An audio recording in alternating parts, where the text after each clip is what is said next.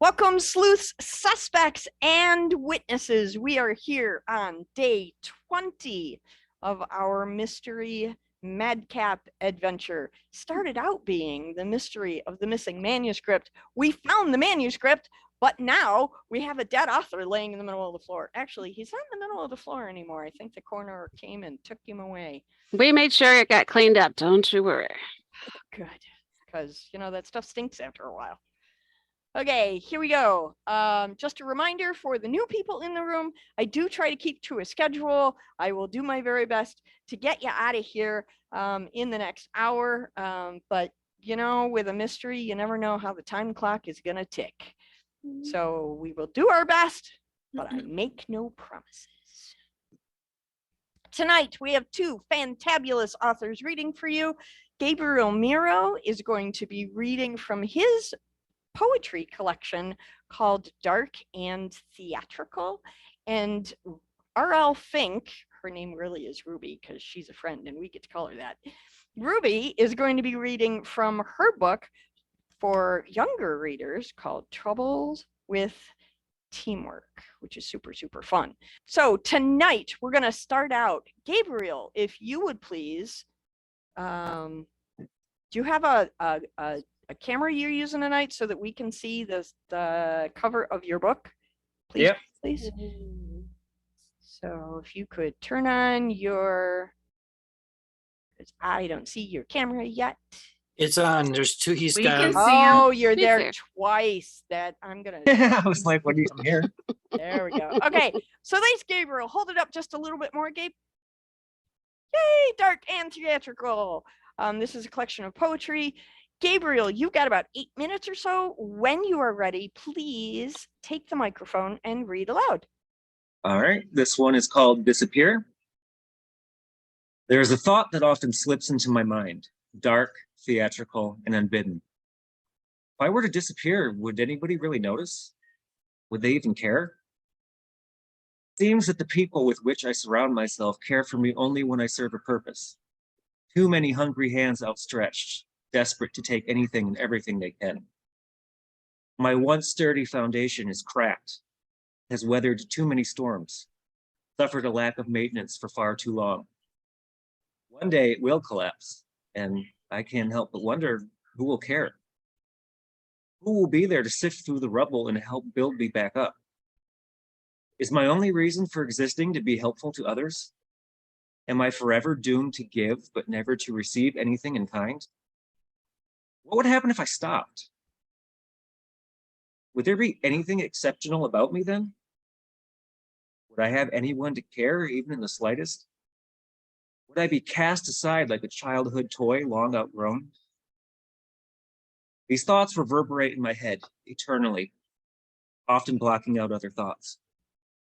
What is wrong with me that no one can care about me for me and not what I can do for them? They say it's better to give than to receive, and I agree wholeheartedly, but how long can I give without getting anything back? How much of me can I give until there is simply nothing left? In the end, will I be the one to deal with the devastating blow, or will someone else? Or deal, sorry. If my walls were thicker, would I be better suited to weather the storm? I can't hide these inner demons with a smile and a carefree attitude, but secretly I wonder what it would be like to lift the veil and reveal these hidden inner machinations, to let people see the damage they do when they use me as a means to their own end. I can't help but wonder, though, it's not my fault. If I didn't offer so much so readily and without recompense, would I even be in this position now? Would I ever have to question everyone's intentions and their heart's true motives? If I believed in myself more, believed that I'm worthy of more, would that make it so? Am I my own worst enemy? Would having a white knight make a difference if I didn't believe that I'm worthy of having it?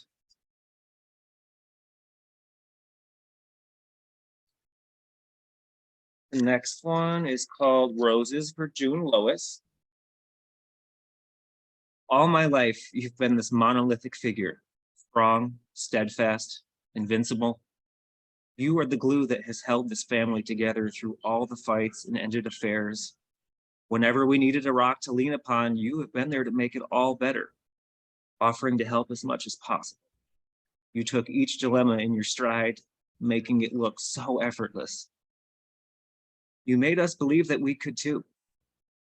Nothing could keep you down. Nothing could break you. As kids, we loved to test your will and your patience, reveling in making you mad enough to scream because we knew at the end of the day that you'd love us, come hell or high water. As the years have passed, you've gotten smaller. You move more slowly, you sleep a lot more. The strength that you've wielded so effortlessly for decades has begun to wane. New, fragile you is hard to observe, seeing how, as much as you fought, even you can't stop the hands of time. You've resigned yourself to your ultimate fate and lost your unwavering control. But if there's one thing that you've taught us, it's that perseverance is not a choice, but a necessity.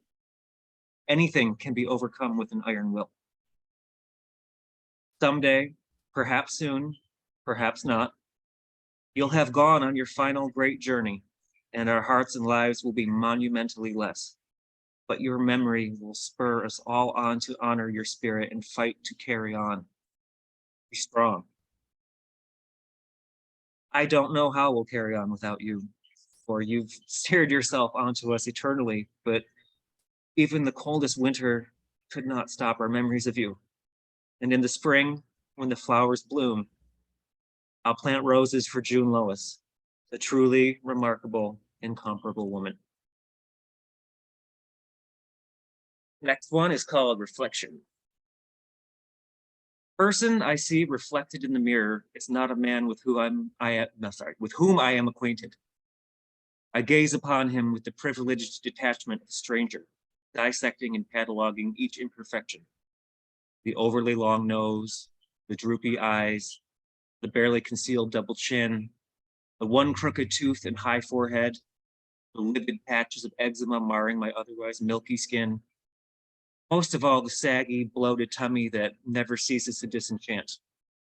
I can bestow so much love on everyone else, yet me, myself, starve, waiting for someone to show me the unconditional love I've never experienced firsthand. This insalubrious trait, a cancer, masticating my self-esteem with each bite. Mere bones persist, a remnant from more jovial times.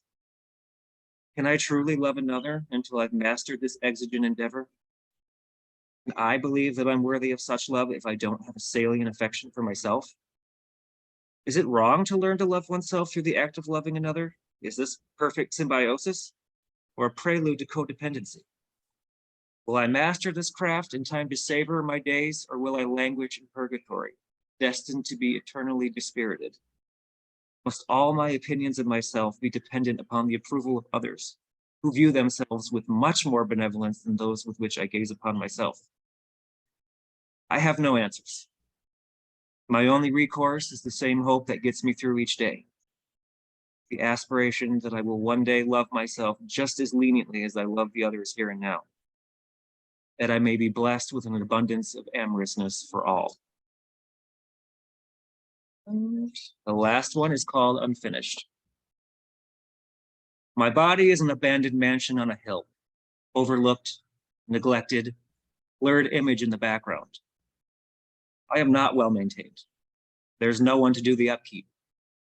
Then my walls lie memories of happiness, sadness, anger, and betrayal. Ghosts wander around aimlessly, lost forever in purgatory. We forsaken souls linger, yearning for absolution or acknowledgement. If anyone cares enough to tackle this fixer-upper, I could be shining again, solid again, habitable again. I may be broken, no longer new and pristine, but I still have something beautiful to give. Yeah. Well done. Yeah. Nice. Those were great choices to read from that collection. For those of you interested, and Gabriel, hold your book up again so that we can see the cover. It's called Dark and Theatrical. It has this really cool theatrical mask on the front cover. Very fun. Thank you, Gabe, for Thank your you. really heartfelt reading. That I love listening to you read aloud. I think there's something really cool about your tenor of your voice. Very cool. Good job. Thanks. Alrighty. Next, we are going to go over to Miss Ruby Fink, and she is going to be reading for her book, Yay. Troubles with Teamwork. Hold that up for us. A little bit closer. A little Put it blurry, I'm sorry. right in front of your face. There you go. Oh, gosh. I know the whole There we go. I think we got it. digital background thing is tough to work with. Yeah. This is a really fun book. This is the series. What's the name of the series? Mickey. Mickey McKinney, Boy Detective. Is There this- you go. I forget the McKinney part. The Mickey part always sticks in my head. So in well keeping with our mystery theme, please, Ruby, when you are ready, take the microphone and read aloud. Absolutely. Thank you. All right. Chapter 4. Sam meets Burners. I figured out what Mick Itty Bitty was nervous about the second we stepped into the science lab. As soon as I crossed the threshold, an alarm blared loudly, and a small girl who looked as though her face and hair had been styled by several explosions emerged from behind a counter holding a water gun and cackling loudly. Aha! Nobody move! She ordered, pointing the nozzle at us. I've got a super soaker, and I'm not afraid to use it. Water? McPint-sized asked. Water is your best defense. The girl laughed again. It was hard to see much of her.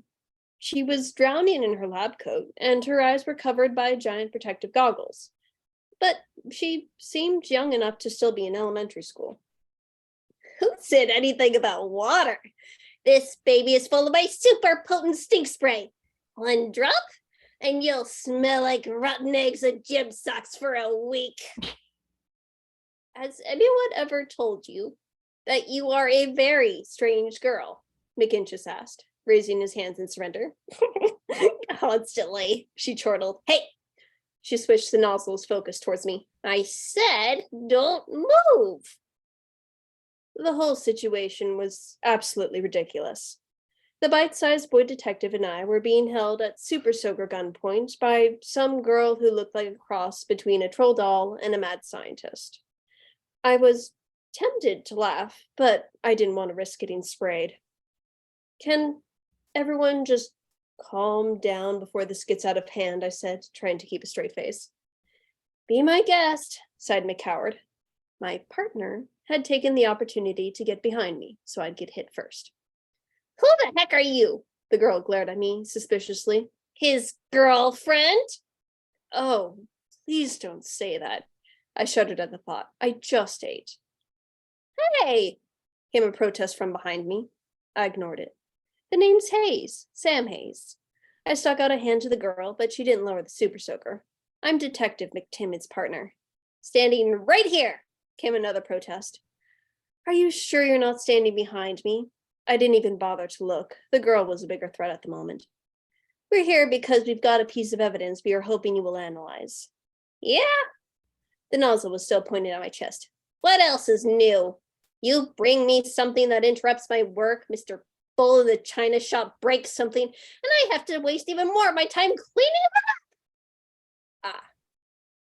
That explained pretty much everything. I will keep an eye on him the whole time, I reassured her. The nozzle wavered. Promise? Scout's honor, I said, raising one hand. All right. The girl lowered the weapon. What do you got? I unzipped my backpack and pulled out the letters. One of our clients received these. She's kind of freaked out. The girl looked at them blankly. Okay. What do you want me to do about it? Eclut spoke up. You know, look through your microscope, do some sciencey stuff, maybe give us a clue as to who left them. Sciencey stuff? Clue? Do you have no idea how stupid you sound? The girl sputtered. I am a scientist, not some magician who can pull your solution out of my hat like a rabbit. These, she waved the papers in our faces. These are papers of paper with letters glued to them. I can give you the paper stop type, the type of glue used, but other than that, I got nothing but to guess that whoever wrote these. She stopped to read one of the pages. Your smile is like warm haggis, she read. Yeah. Like I was saying, whoever wrote these weird love letters probably doesn't want you to know who he is. Anonymous love letters? Uh-oh, the boy detective muttered. You're sure you can't get anything else? I begged. Come on, Kai's been receiving these creepy letters for the last couple days. Haggis? Kai? Notes? McNervous was still talking to himself. Oh, this is bad. Sam, was it? Sorry, I can't even get fingerprints. The girl sounded sincerely apologetic. They've been handled by so many people by now, I'd be more likely to get a fingerprint from you or your client. McWeirdo was squirming around like he had to use the bathroom. Excuse me, girls, he said, opening the door. I gotta go. What's gotten into him? I asked. He's always a little weird. The girl shrugged. At least he didn't break anything this time. Just seconds after she spoke, the door McDitsy left ajar slammed shut, aided by a gust of wind. A jar of glass vials tumbled from their shelf and shattered. I am so sorry, I apologized. This is why I should have sprayed him when I had the chance, the girl scowled. I'll help clean up. I grabbed a broom. The girl blinked in surprise, and the scowl disappeared. Hey, thanks. Usually I just get left with the mess. She held out a hand. I'm Berners, by the way. Pleased to meet ya. Berners. I shook the small hand. Do you prefer to be called that, or did you just get stuck with it? Berners shrugged. A little of both. What about you? I have 6 brothers. I stopped, then corrected myself. 5. 5 brothers. My nickname was kind of included with the hand-me-down clothing and fights over food at the dinner table. Sam gave me a knowing look.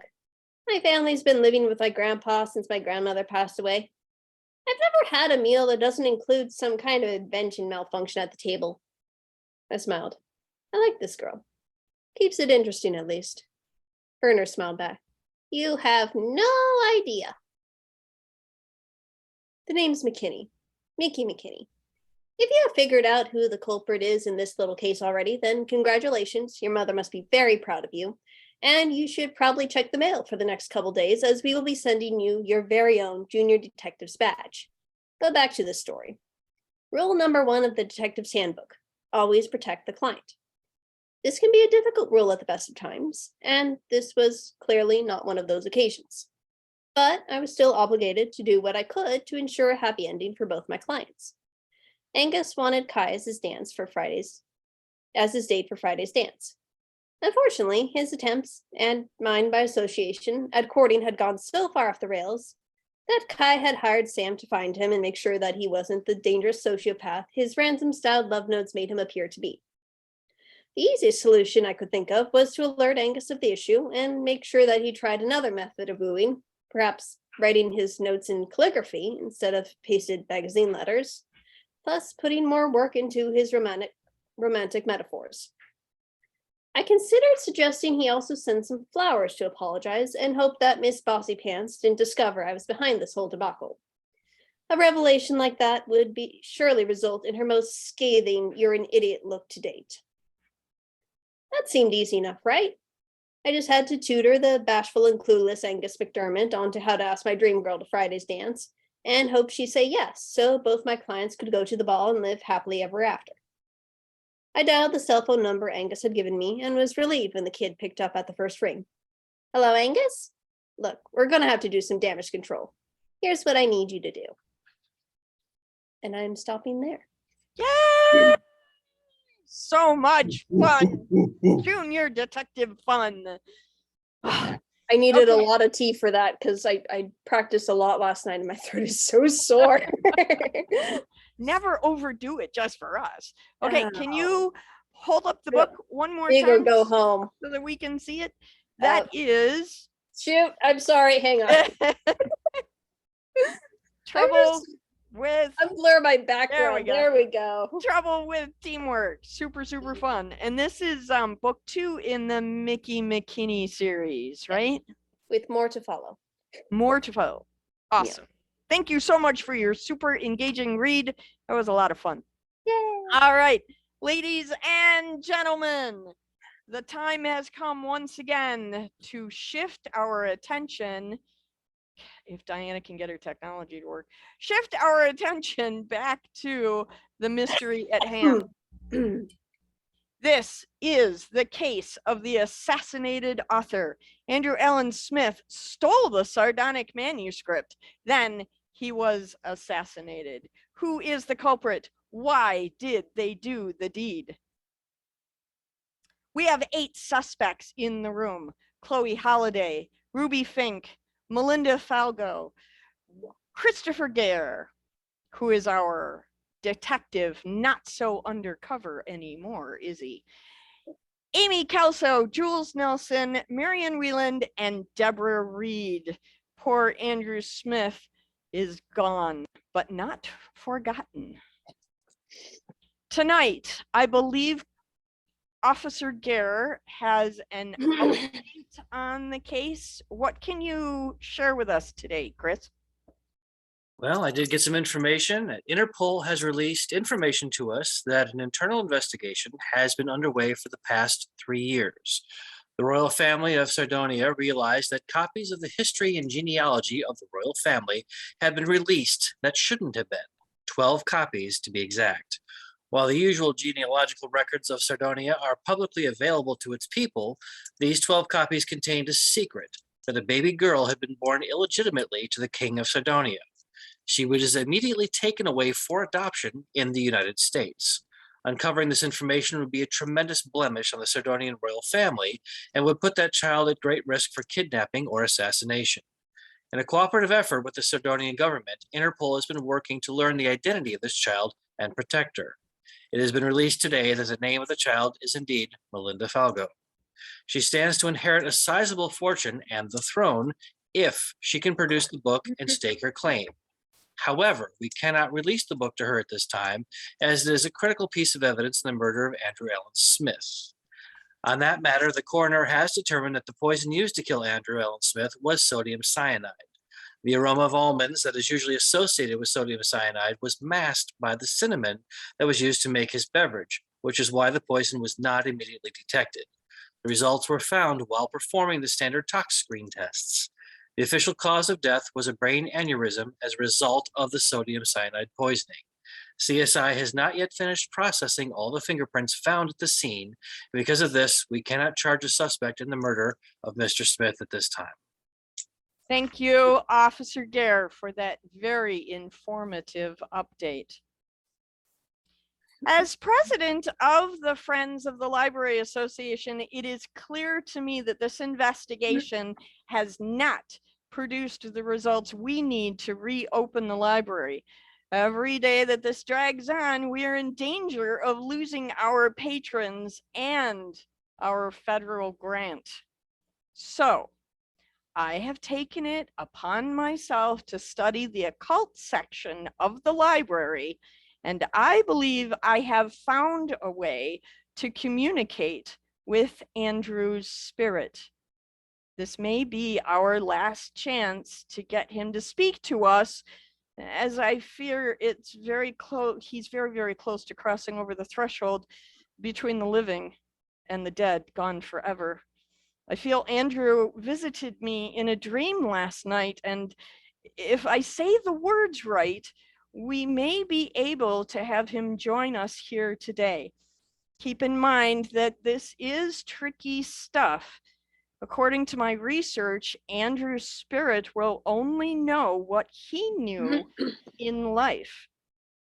A spirit answers are usually brief, cryptic, or repetitive, and be aware the spirit is under no compulsion to answer truthfully. This spell doesn't bring him back from the dead. It only allows us to access his spirit for a short time and ask a single question. Splinter of life, take haste, take hold. Quicken the breath to awaken the soul. From cloud to sea, from crown to throne, from blood to brain, from skin to bone. tree of life in which we art, roots that feed from earth's deep heart, rising branches charged from sky, come now, make his death a lie. Hear these words, hear my cry. Spirit from the other side, come to me, I summon thee. Cross now the great divide. Andrew, by all the power left in you, granted by the heavens above and those below, and with the love and support all of us here in the library who appreciate your spirit, please come forth and tell us why you stole the sardonic manuscript.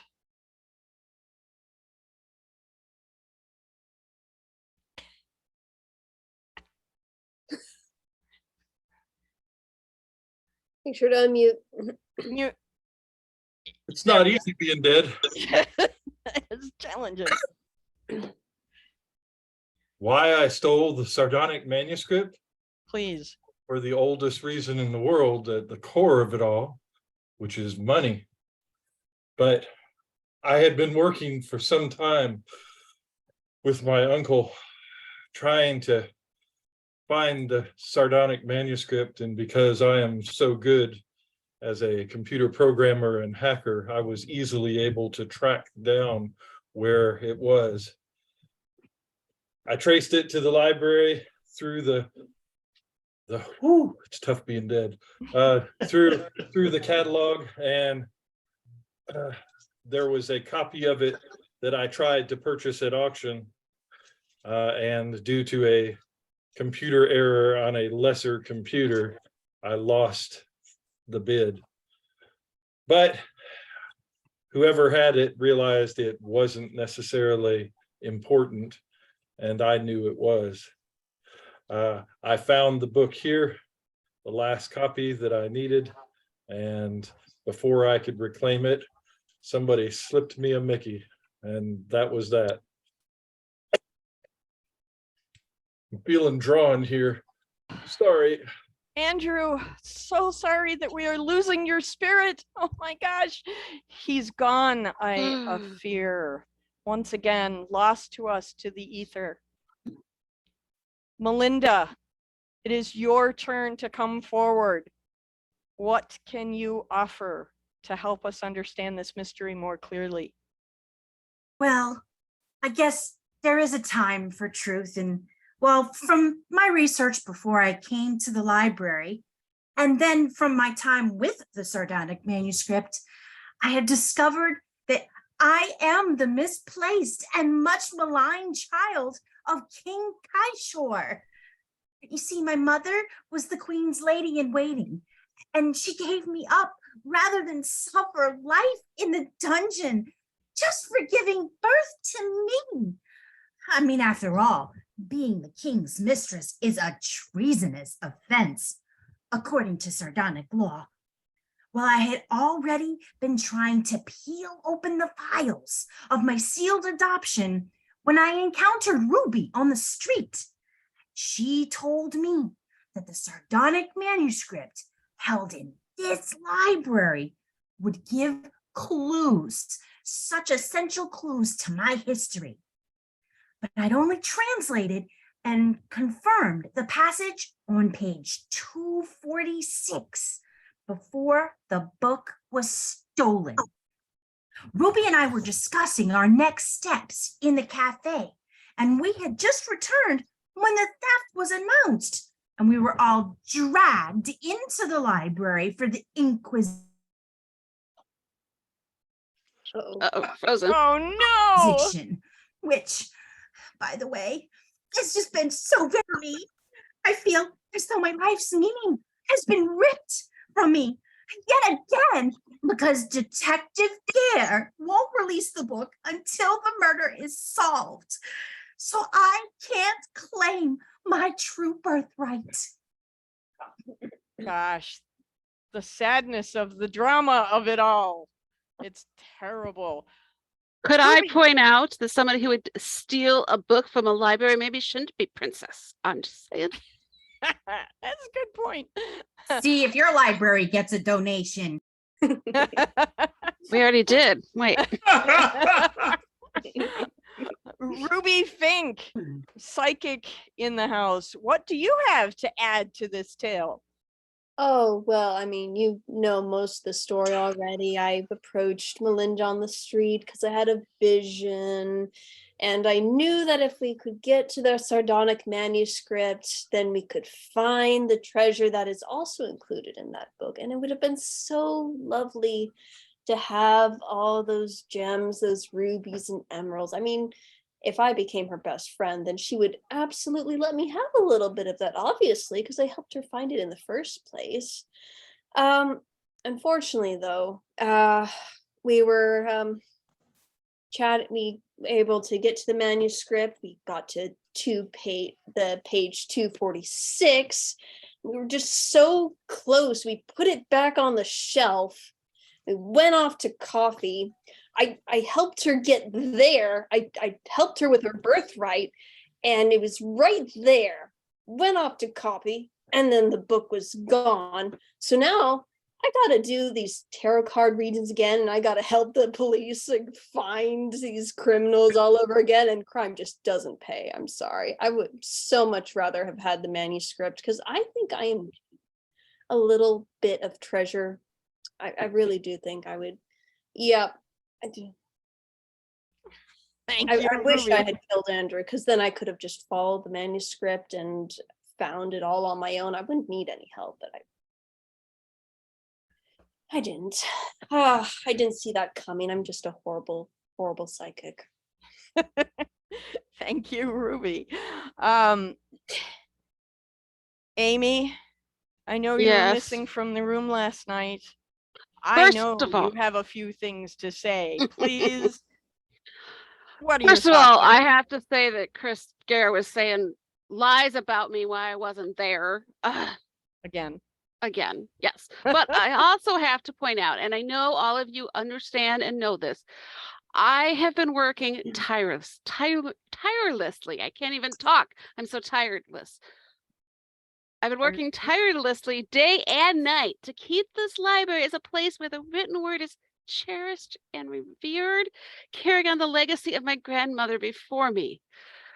So when I saw the sardonic manuscript 2 years ago, it was lying on top of a plain manila folder on Jules' desk. There was a note lying on the top of the book that was handwritten. I may have peeked at it a little because, I had to find out what this book was. It said this book is a relic of tremendous importance. Keep it safe. Tell no one. You will be contacted with further instructions shortly, which sounded really weird and creepy to me. And I figured maybe it was just some kid playing a game, to be honest. Anyway, it seemed odd to me that Jules would receive such an important book and do nothing with it, just leave it sitting on her desk. So I took care of it. I looked through the book. I saw some pages were covered in this strange language, but I did see several pages that had like a family crest with chest of rubies and emeralds tumbling out of it. I did turn a few more pages and saw what looked like a family tree, maps, but I didn't even recognize geography. I didn't know where it was from. Of course, I couldn't read it, but it definitely looked like something to do with genealogy. So that's where I put it. Because here's the thing, we kind of came to this point. I kind of knew, because I keep my ear out, so to speak, that Jules was looking for my replacement, which again, I really don't understand, because how could anybody replace me? I don't know. But when I found that out, I took the book, cataloging it, of course, doing proper things, but I kind of hid it in the genealogy section of the library, under where it belonged, but, hoping no one would see it there. And of course, be safe in the reference section, because nobody takes books out of a reference section and tries to take them home, generally speaking. So I put it there, and then I did actually put in my application to be to replace Jules as library director, which I'm sure is going to happen because I do such a good job keeping the library in order. And I figured once that happens, she'll be gone. the library. I could then translate this book, figure out where it belongs, return it to the rightful owner. Because obviously, a book that is this important shouldn't be kept in a little library in the middle of nowhere in any town, USA. It should go to its home country, be in a glass case, protected from poachers, or worse, readers who would dog-ear the pages. I needed to keep the book safe. So I had it planned how I was going to do this. And then, of course, Melinda, who seems to have, oh, there you are. I thought you hid from me. Melinda goes and tries to steal it. Good thing I caught her the first time. And then, of course, it actually was stolen. We couldn't find it. I was so upset. But we found it again. It is now back safe. Well, it's with Christopher for now, but it will be back safe and everything is fine. I am sorry that, the guy died, but the book is safe, which is really what is important. So that's what I have to tell you. It's a sad day when somebody dies over a book, isn't it? Jules, you just heard that Amy wants your job. What do you have to say about that? Well, I don't know if she could do my part of the job. There's just a lot of paperwork. There's no bossing around. You just stay in your closet. I just think she's better off. Oh, where sounds she's so at. tough. I think I could handle that. Is what Amy claims about the book being found on your desk true? Yes, what she said was true. It did come in a plain envelope and it was hand addressed, no postmark, no return address. But what she doesn't know is that there were actually 2 notes inside the book. One that was on the top, the one that she saw, did assert that the book was valuable and asked the library to keep it safe. There was another one that was tucked inside the front cover. And the second one read, "Your reward will be beyond your imagination if you do what I ask." And there was also a name of a bank and a number written on the inside of it and a small key taped to it. So I left the book on my desk and I went to the bank and I asked about the number and they told me that it was a safe deposit box. So I produced the key and they led me to the vault and gave me the box. And when I opened it, there were 2 small stones inside, a rough cut ruby and then an emerald, along with a note that said, "More will be your windfall if you keep the book safe." So I rushed out to have the stones appraised and I found out they were authentic and they were worth more than my yearly salary as library director. So I hurried back to the library to hide the manuscript, but it had been moved from my desk. And I didn't want to draw any attention to the importance of the book, so I didn't say anything to Amy when we finally discovered that she'd shelved it in the genealogy section. Doing my job. Yep, I thought it was best just to hide the book in plain sight. It's been there for a while, so I figured it had been safe and nobody could check it out because it was in the reference section. I did allow Melinda back in the library to continue her research and hope that she'd be able to lead me to more answers about the book because I couldn't read it. And then after her sizable donation to the library, it would have been awkward not to let her use it. I figured she could do all the dirty work for me. The morning the book was stolen from the shelf, I received a note telling me to take the book to a drop location where a reward would be waiting. But when I went to retrieve the book from the shelf, we had discovered it was missing and that there was a thing in its place. So we didn't even know who took it until after Andrew Allen Smith fell to the floor. And the plot thickens. Mhm. Marianne, you've been here the whole time through all of these interrogations. You've Yeah. got to have something to say on the matter. What is going on with you? Well, I'll admit the cafe was just a cover, although I truly do enjoy providing refreshments to the library patrons. And the bar across the street, well, we're not going to talk about that right now. But it was me. I sent the sardonic manuscript to Jules for safekeeping. An officer from Interpol contacted me shortly after I bought the book at an auction a few years ago.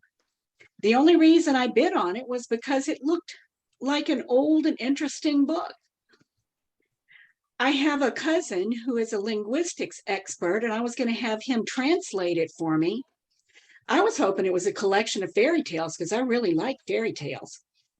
It wasn't very expensive to win at the auction. I suppose people just didn't know what they had because the cover wasn't all that remarkable. Truly, I bought it on a fluke. What I really wanted was the silver tea set, but I lost that bid. I guess silver's more interesting than musty old books to most people. Anyway, when that fellow from Interpol called and asked if I had the book, that's when I knew it was important. But I wasn't going to let it go for free. My mother didn't raise no dummy.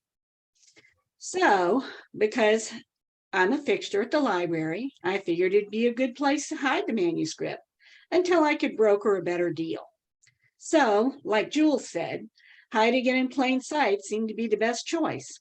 I'm in the library a lot, helping to organize events and such, so I could easily keep an eye on it. But then Melinda and Ruby came in and started talking about the book, and then Andrew came in and tried to get me to buy his book about antiques.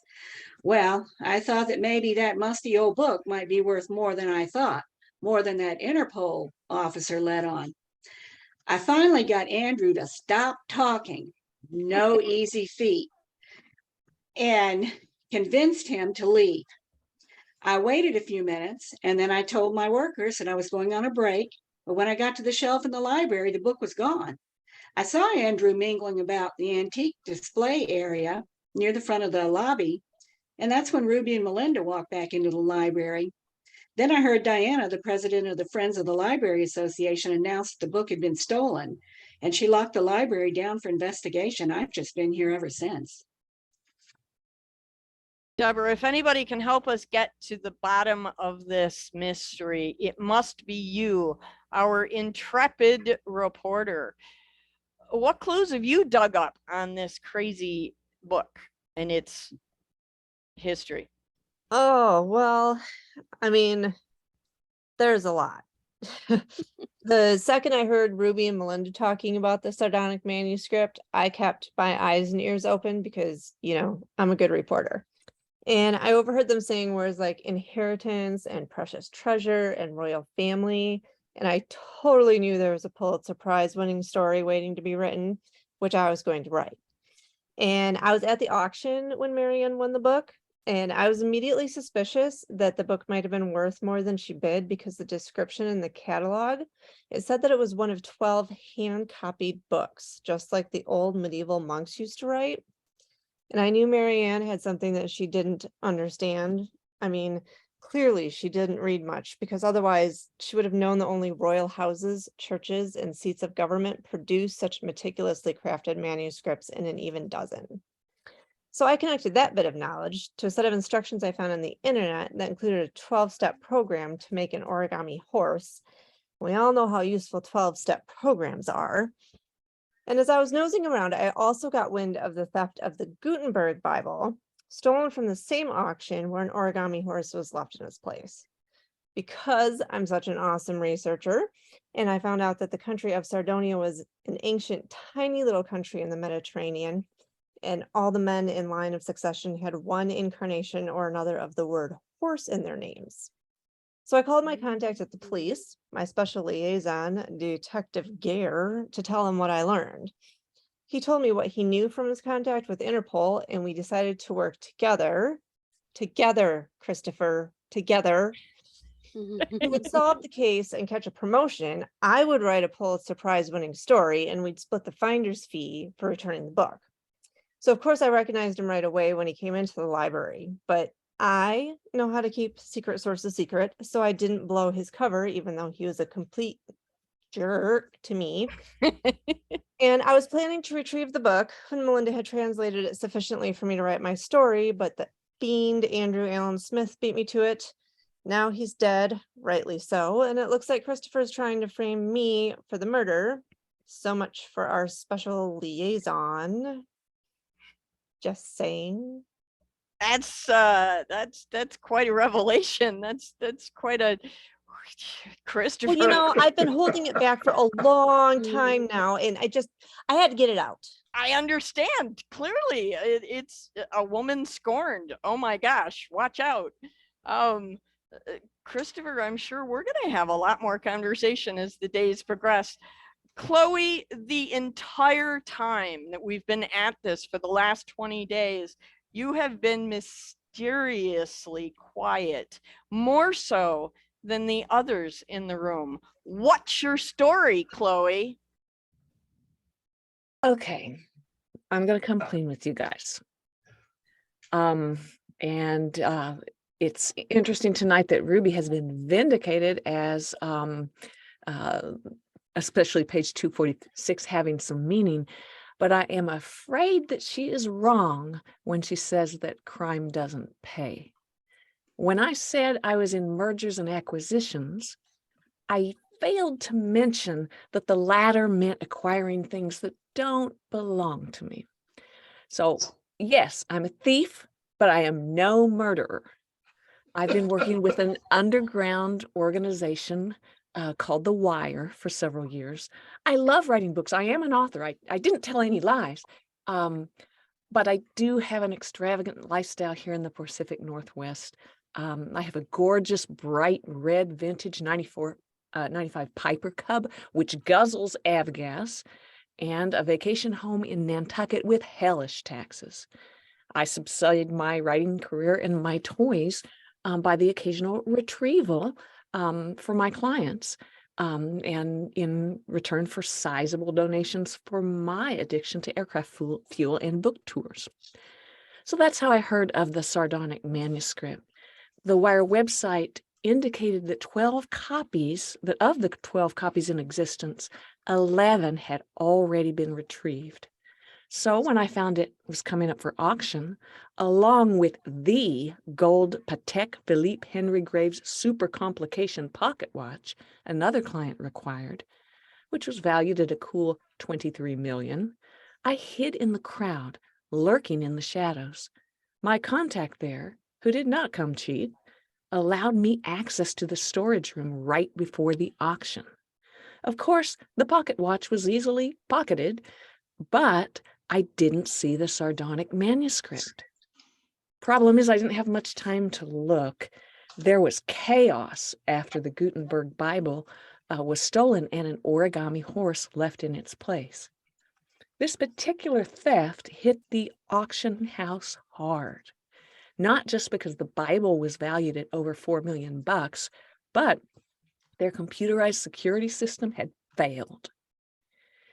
As I hung back in a dark hallway, I overheard the police, Detective Gare, in fact, tell them that he was on the trail of another theft, and that the quieter they kept this, the better it would serve his investigation of that other crime.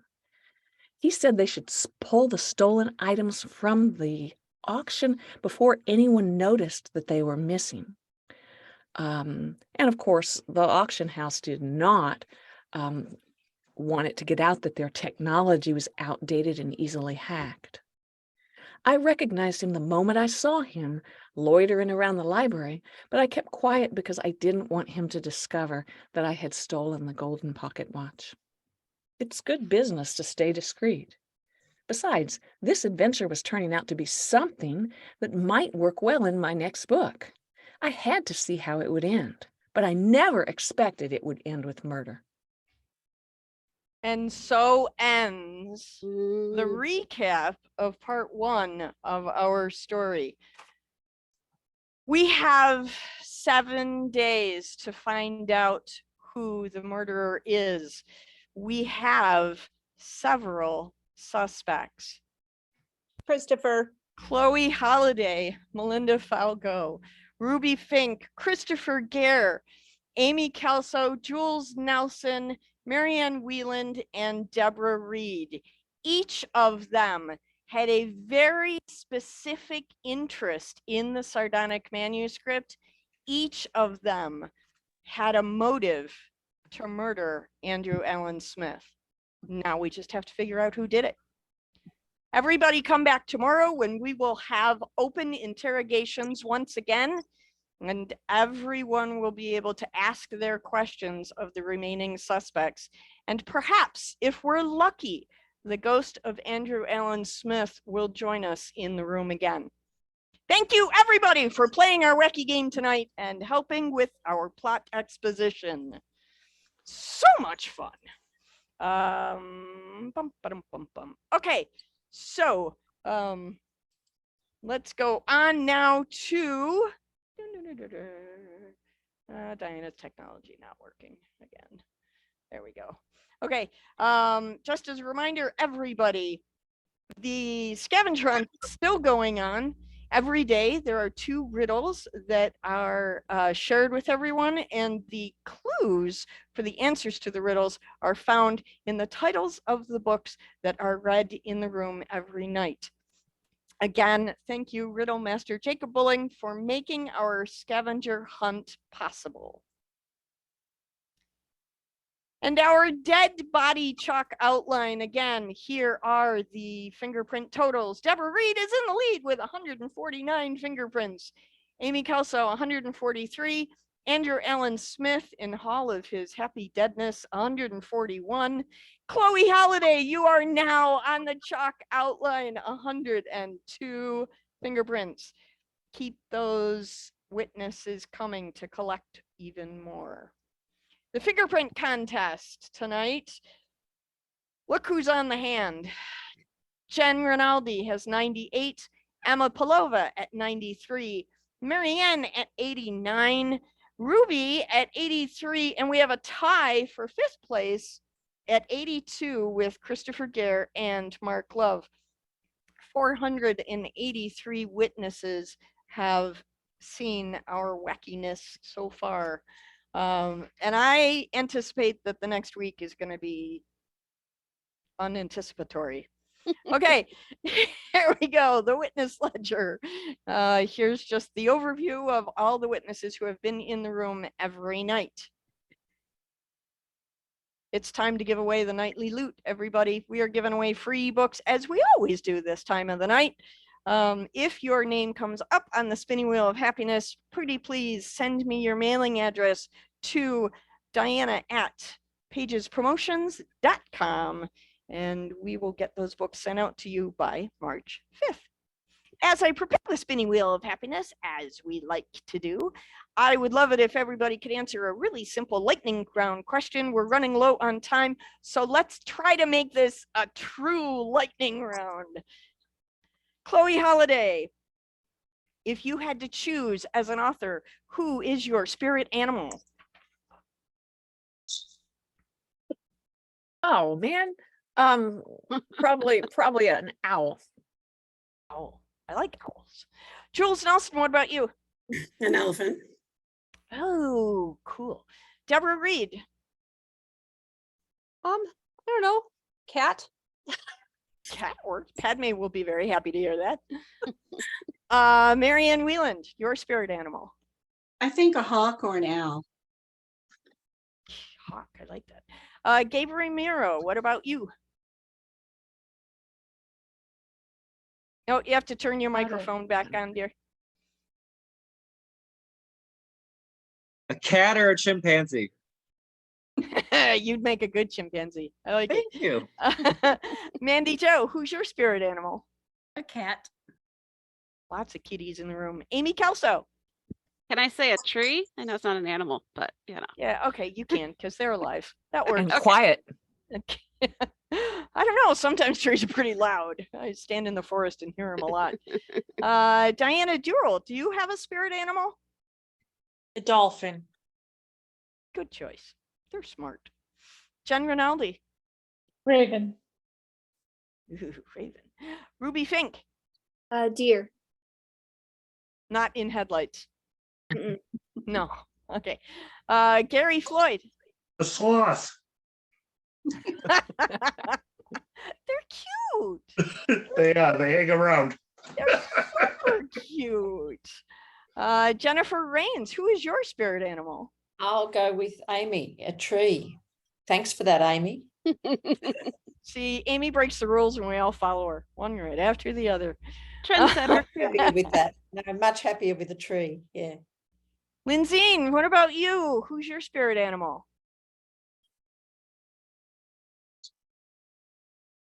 My friends say a flying squirrel. I'm going to go with a hummingbird. Both are good choices. You have interesting friends. Thank you. Yeah, they debated it. They talked about it for a while before they landed on flying squirrel. It's not inaccurate. It's an approach. Melinda Falco, what about you? Wolf. Wolf, did you say? Nice. It's my maiden name, by the way. Christopher Gare, what about you? Who's your spirit animal? Melinda stole it. Wolf. Okay. I did not know this about you. We will have a conversation. Preeti, who is your spirit animal? A peacock. Nice. I like it. Deborah Reed, who is your spirit animal? Oh, we did Deborah already. She said kitty cat. Deb McPeak. A snail. That's an interesting choice. I was concerned for a moment. I thought you were going to say snake. I'm better now. Thank God. Marianne Wieland. A hawk. Oh, you told me hawk. Okay. Yeah. People keep jumping around on my screen and I'm getting confused. Dana Storino, what about you? A turtle, because I would like my home on my back. Turtles. Emma Palova. A fox. Nice. Mackenzie, if you can put your spirit animal in the chat so that She said, Amy I'd can say maybe a tiger. That's how she said it. So. tiger. I like it. Big Oh. giddy. Andrew, what about you? Who is your spirit animal? A catadon. The catadon is biggest brain, most fun animal in the world. So Okay, is that K or a C? Because now I need to go look it up. C. Okay, I will go look it up. I've not heard of such a creature. I will go look it Yeah. up. It's common. It's called a sperm whale. It has the largest Oh, creature well, on the planet. Can dive to near the bottom of the ocean and is incredibly intelligent. And of course, eats meat, just like Squid. mostly squid. Correct. wow. If you want a fantastic book, anybody that wants a fantastic book, there's a book called Cachalot, and I think it's by Alan Dean Foster. It is a very old book, but Cachalot is an amazing book about a planet given entirely to the whales for what we've done to them. Good for Wow. us. We should do that. We should actually do that. Okay, for those of you who don't know, my thing is ducks. You guys probably already knew that already. Okay, here we go. Let's see if I can make the spinny wheel happen. Can everybody see it? Did I get the right screen? Please, pretty please tell me. Okay, good. Because I'm confused tonight and my sound is on. Here we go. Tonight, our first spinny wheels for Gabriel's book, Dark and Theatrical, and Ruby's book will be the second spin, Trouble with Teamwork. Here we go.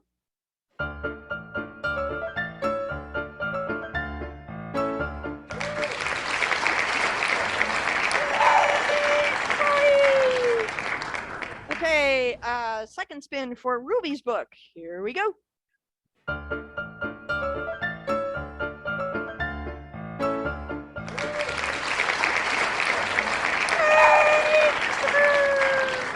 Congratulations. I'm not going to show the other screen because we're learning late, but you guys know. Send me an email to diana@pagespromotions.com with your mailing address and we will get those books out to you. Please send me your mailing address, even though you think I already have it, because there are days I'm just not that bright.